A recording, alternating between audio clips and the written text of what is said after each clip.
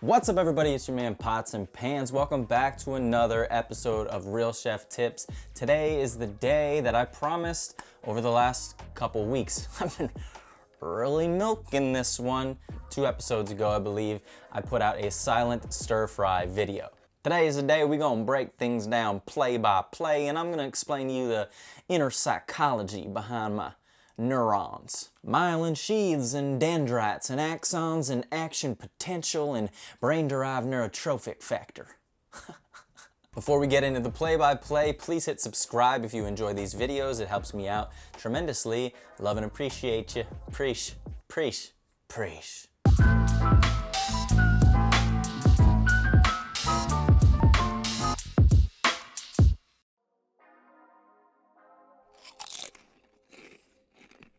So as this video starts, the first thing I want you to take notice of is the way I laid out my kitchen. Because as always, mise en place is important. I have an entire video explaining the layout of my kitchen and why I set it up the way I did. Watch that, be sure to watch that, there's some gold nuggets in there. But if you want the Cliff Notes version, it basically comes down to mise en place and having every single thing in its place, so where I know where it is, so it's easily accessible. Mise en place. Everything in its place. Here are the basics. My kitchen is designed so my most used tools are basically always out. Most of the things are hanging in front of me. I also have a bain-marie with common used tools off to the near side of the frame that you can't actually see, but you can find in other parts of my videos. On the far side of the frame, you can see that my ingredients are already out. On my left side, because I'm working left to right. I always talk about this. It's the most efficient if you are a righty. And lastly, I have a little garbage bin on the stove. Another important hack that I encourage you to subscribe to, and that's actually doubling right now as a lid for my noodle water so that doesn't evaporate too quickly. So I don't want to belabor the point too much. I know, big words, I'm smart, but I want to get it through your thick skulls. Everything is here, where I need it to be, when I need it to be, within an arm's reach or a step in an arm's reach. Everything is ready. One thing that's hard to see here is that, before I even started rolling the camera, I put the pan on and started to preheat it. So as I started chopping my first ingredients, these mushrooms and onions, the pan will be ready when the vegetables are. So why do I start with these first? Well, they take the longest. They're both not very palatable in their raw form. They cause a strong hermetic effect to our bodies, especially mushrooms that must be cooked to eliminate certain toxins. And I mean, onions, like, who likes a raw onion? You fucking nightmare. So you have that, but also mushrooms and onions take longer to caramelize properly because they also have the most moisture to extract. So I chopped those up, and here you see me add the fat. Now, because I had the pan preheated, I've jump-started the process, and I've cut a bit of time off of that process because of it. So as soon as the fat hits the pan, it starts to become liquid, translucent. As the oil starts to heat up and get to the proper temperature, I get a little more prep done. But I know that in just a few moments, I'm gonna have to come back to this because the oil is going to overheat if I don't add the ingredients in. This is what's called a smoke point. As you can see here, I'm prepping, but I'm continually looking back at the pan to observe the smoke and the oil, auditing where that line is. And trust me, it's a fine line. You can go quickly from a shimmer to smoke in no time. Don't be a fucking nightmare. So moving quickly, I julienne this bell pepper and I top and tail this zucchini because I know I want those to go in next. I look back again, the oil looks to be at the right temp now, so I come back and I remove it and I add the mushrooms and onions. Now be careful here, if you're new to sauteing, you're new to cooking in general and using high heat especially, this oil could really burn you. So don't necessarily do what I just did. Again, I'll explain later, you can skip some steps and you can kind of like cut a few corners, but it's probably better to put all of your ingredients onto a plate, carry the plate to the hot pan for many reasons.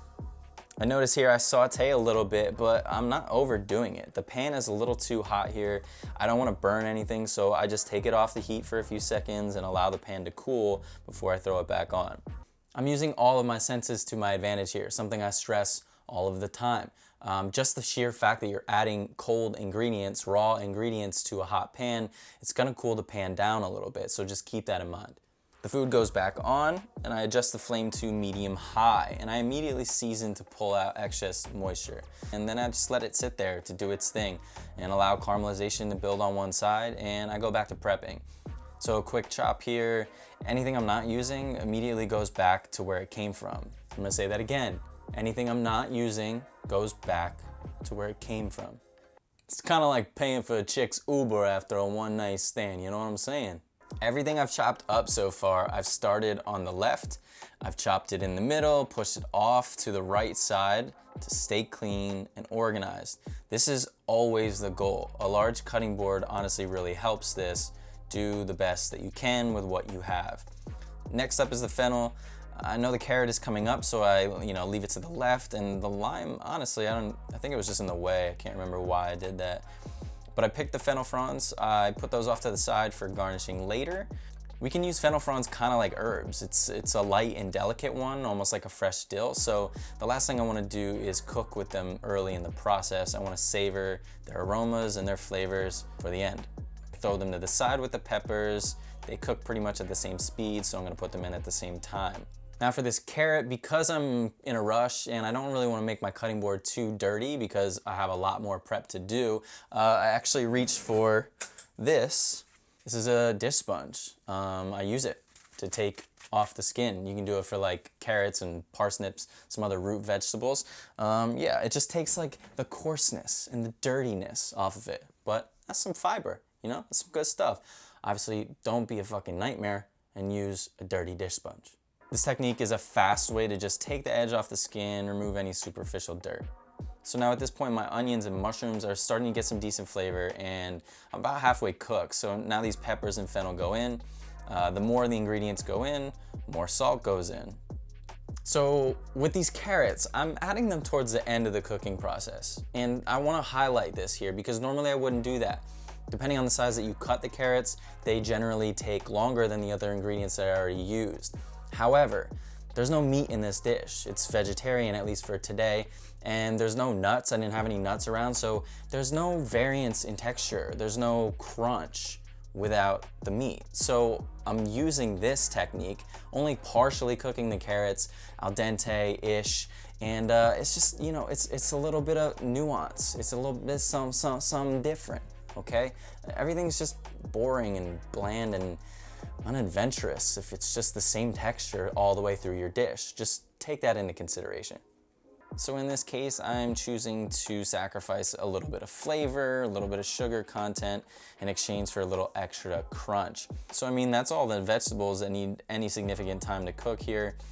Everything else is going to be added in late to enhance the flavors and add finishing touches. Cilantro I chop in half. I save the leaves for garnish here. I remove the very bottom portion of the stems as they're often bruised and somewhat dirty, so I just discard those. Quickly I breeze through the cilantro first. Here you can see me using a rolling chop and then a rock chop. You can see how much faster a rock chop is here as I place my left hand on top, and I use this seesawing motion. Now, classically trained chefs in a restaurant and food and ingredient purists would scoff at this atrocity because this technique can bruise your herbs and cause them to look a little funkier and maybe take a little bit of flavor out of your pan and leave it on your cutting board. And yeah, I agree, but this is me. I'm not cooking for the Queen of England. I'm not even cooking for a Tinder girl, okay? We don't always have time to pussyfoot around and babysit our cilantro for 5 minutes. 9 times out of 10, if it's just me, I'm gonna sacrifice the appearance and flavor a little bit to save time. So here you see me using my knife to organize the cilantro carnage and clean up my board. Again, a great tactic when time is of the essence. I actually had a girl comment on my Instagram about how you shouldn't do this, and she said, you shouldn't slide your blade. And yeah, I somewhat agree with her, but again, I'm gonna sacrifice this for time. Tools need sharpening. It's gonna happen. Your knife will dull over time. That argument was always kind of nonsensical to me. If you're watching this, I apologize for mocking you. I'm sure you're a beautiful lady. Next, I go in with the soy sauce, I go in with the sriracha, and I do this at this step because I kind of look at the sriracha as similar to tomato paste and a technique that we call pinçage. You see, canned tomato paste is a concentrate. So straight out of the can, it's pretty damn acidic.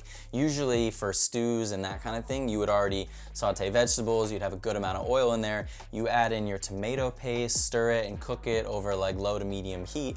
And what you're doing is shifting the flavor profile over from acidic to sweetness. So I'm kind of doing the same thing with the sriracha, even though, you know, it's processed, but there's a bunch of different peppers in there and there's a little bit of added sugar as well. I'm just bringing that sweetness out, baby. That's what I do. Here's another very subtle detail, but a very important one that you may not have picked up on. You can see me add the cilantro to the pan, but take notice that I don't saute it right away. I just let it sit on top. And the reason I do this is because I want the cilantro to be incredibly fresh in the dish. Similar to the fennel fronds from earlier, cilantro is very delicate. I don't like to cook with it 9 times out of 10. I like it to be fresh and pop. The aroma is amazing, the pungentness is amazing, if that's a real word. So I'm just letting it sit on top of those vegetables and let that steam just bring out them oils, baby. As that's happening, I go for my noodles. So rice noodles generally work well for this dish, but in order to keep it low carb, I decided to go with these Miracle shirataki noodles. I just drop the noodles directly in using this mesh strainer. When that 30 seconds is up, I can just easily remove them. Very similar to what you would see in a ramen bar, for instance. So I go back to the vegetables, I quickly toss it all to incorporate the cilantro throughout, and big time importance here, I kill the heat because again, I want that flavor and the aroma from the cilantro to be fresh as a mug. Now it's basically time to add the finishing touches. So I go in with some freshly grated ginger. Not only do I love the smell and the flavor of fresh ginger, but it's straight up phenomenal for you. The noodles are done, so I turn the heat back on very quickly, and I was about to add them to the pan, but I noticed that the vegetables were a little more dry than I'd like them to be, and there's a good amount of flavor and fond on the bottom of the pan. I noticed this because I was using my senses. So in noticing this, I made sure to add some of the cooking liquid from the noodles as well. So this is another thing that if you were just following a recipe, you wouldn't have noticed if you weren't using your senses and adapting, like I always talk about, if you're listening. So not only does the water that I'm adding help bring the flavor and that fond off the bottom of the pan and get more flavor into your overall dish, but there's some starch in that water. Even though the shirataki noodles are pre-cooked, a little bit of starch in there, and that's gonna also add some thickness and consistency and texture and next I add a little bit of stevia, sesame oil, lime. I quickly chop up some fresh spring onion and give it a taste. Here's where it's really important. So as I'm tasting it, in my head I'm thinking, okay, the salt is there, the sweetness is there, but it needs a little bit more of a zing, you know, a little bit of punch. So I thought it needed more acid. I added a little bit more lime, and you can actually see me thinking here. I go in with some vinegar in this dropper, and that's gonna put it right where it needs to be. Remember, vinegar is a phenomenal way to season your food, especially if there's already enough salt in there. I've added salt, there's soy sauce. We don't want it to be overwhelming, so the vinegar is perfect in this case. Now from here, the only thing I did was plate and garnish with some fresh avocado, lime wedge, and some more sriracha. And that's it, my gnocchis. Now, one thing before I wrap, I want to point something out here. On Instagram, I titled this something along the lines of like stir fry in 10 minutes or less. And one of my followers said, doesn't that 10 minutes depend on your level of skill? Like, don't we have to be able to chop everything like you at the same rate of speed? And yes, you're kind of right. But my goal for this wasn't to be like, hey, you can do this now. It's to show you. I wanted you to have an uncut, raw, just like I talked about in my last video, a raw, like God's eye, eagle eye view of what I do. You can pick up so much from watching what I do. So I have 10 years of experience. I'm not the best, and you're not either. If you're watching these videos, you ain't as good as me. But I'm also not the best. But as you get better, this is what you should be aiming for. At least the preparedness, the efficiency, the thought process, the thinking ahead, and the time and organization. These are the most important parts that I wanted to actually get across to you. I've cut corners. I always talk about my videos like you should be prepared and prep everything and then be ready before you even turn the flame on. That's true for beginners, but I cut corners. I'm thinking ahead. Again, this is stuff that you work up to. There are levels to this. Eventually you can multitask like I did, but in the beginning, yeah, prep everything ahead, then cook it, you know? Start slow, be mindful, be present. I talk about not walking away from your food if you're not familiar with a particular technique. Yeah, do all those things in the beginning. Then once you're good, then you can cut the corners, then you can do all the things that I'm doing. That's fine. But yeah, if you can't do anything slow, then you shouldn't be doing it fast, my gnocchis. That's it. That's all for today's episode. Thank you so much for watching. I know it was lengthy, but I know there's a lot of nuggets in here. Okay. Ask away, drop comments, subscribe, bell. You guys know the deal. As always, I don't like saying goodbye. So I'll just say thank you. Love and peace, my gnocchis. Chef out.